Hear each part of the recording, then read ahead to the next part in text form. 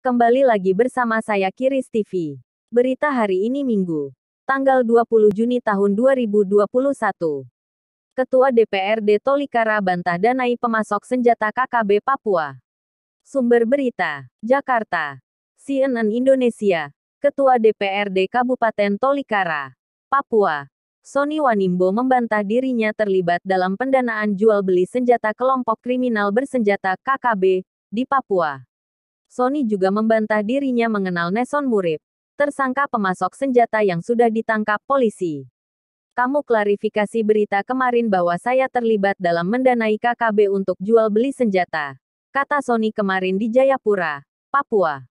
Sony mengatakan secara pribadi dirinya tak mengenal Neson Murib. Pemberitaan yang menyatakan dia dan Neson pernah kuliah di Bali menurutnya tidak benar.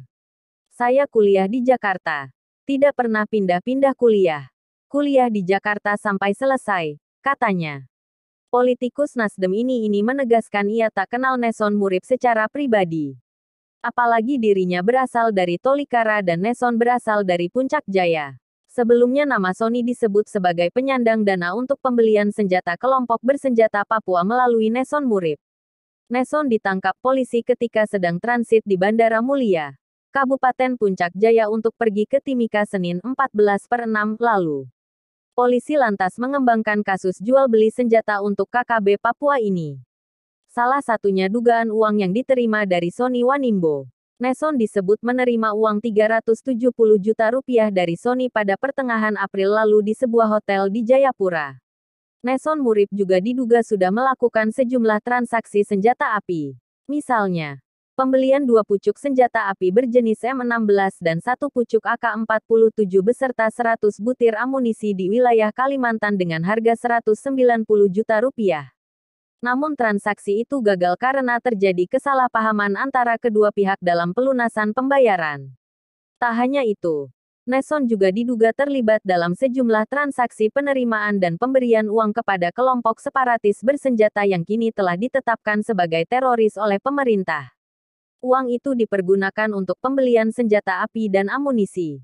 Tim masih akan terus menggali informasi sumber dana serta aktivitas pengiriman uang untuk membeli senjata dan amunisi, ujar Iqbal.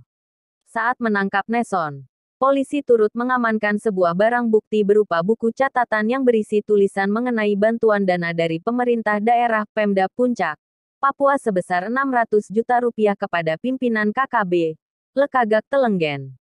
Nasdem partai asal Sony sudah angkat suara terkait hal ini. Mereka mempersilahkan polisi mengusut kadernya itu. Wakil Ketua Umum Partai Nasdem Ahmad Ali mengaku sudah memastikan kabar dan meminta penjelasan ke DPW Nasdem Papua. Namun, Ali belum mendapatkan penjelasan dari Sony sejauh ini. Dia menyatakan Nasdem akan menindak tegas bila dugaan tersebut terbukti. Menurut Ketua Fraksi Nasdem DPR RI itu, partainya tidak akan memberikan toleransi kepada kader yang terlibat kasus kriminal, apalagi terkait kegiatan separatis atau makar.